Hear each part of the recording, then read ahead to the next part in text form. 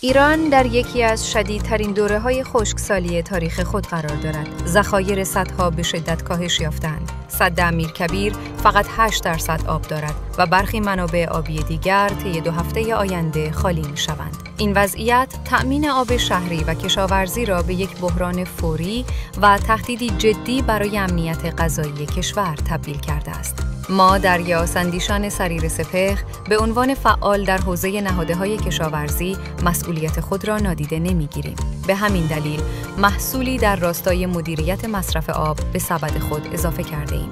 آکوا سیو یک شرایط دهنده طبیعی خاک با توانایی ذخیره‌سازی بسیار بالاست. می‌تواند 20 تا 30 برابر وزن خود آب جذب و نگه دارد. ترکیبات آن شامل پومیس، کلسیم، منیزیم، هیومیک اسید و پلیمر است.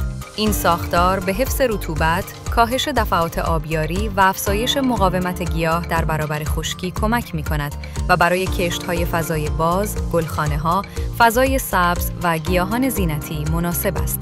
بحران آب انکارناپذیر است و ما نیز سهم خود را در مسیر کاهش مصرف آب و حمایت از پایداری کشاورزی بر عهده می‌گیریم. به امید روزی که هر قطره ریشه‌ای را زنده نگه دارد.